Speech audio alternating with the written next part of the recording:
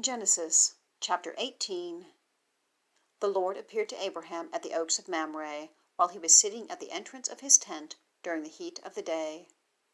He looked up, and he saw 3 men standing near him.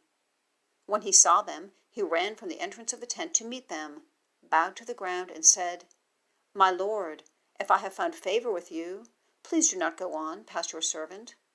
Let a little water be brought, that you may wash your feet and rest yourselves under the tree. I will bring a bit of bread, so that you may strengthen yourselves. This is why you have passed your servant's way. Later you can continue on." "Yes," they replied, "do as you have said."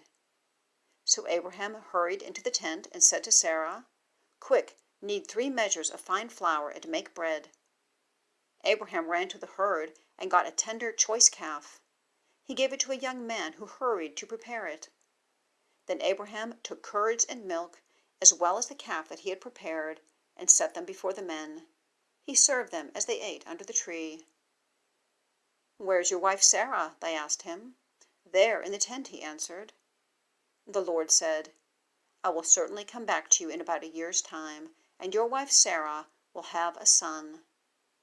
Now Sarah was listening at the entrance of the tent behind him. Abraham and Sarah were old and getting on in years.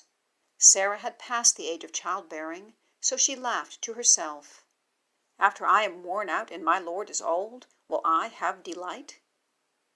But the Lord asked Abraham, "Why did Sarah laugh, saying, 'Can I really have a baby when I'm old?' Is anything impossible for the Lord? At the appointed time I will come back to you, and in about a year she will have a son." Sarah denied it. "I did not laugh," she said, because she was afraid. But he replied, "No, you did laugh."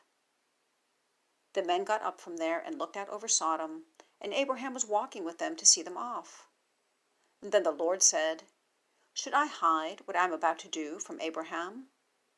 Abraham is to become a great and powerful nation, and all the nations of the earth will be blessed through him.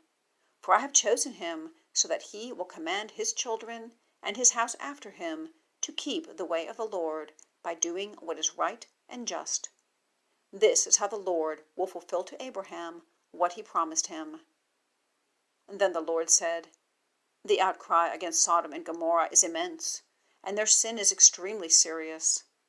I will go down to see if what they have done justifies the cry that has come up to me. If not, I will find out."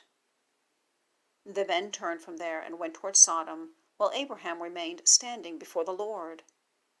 Abraham stepped forward and said, "Will you really sweep away the righteous with the wicked? What if there are 50 righteous people in the city? Will you really sweep it away instead of sparing the place for the sake of the 50 righteous people who are in it? You could not possibly do such a thing, to kill the righteous with the wicked, treating the righteous and the wicked alike. You could not possibly do that.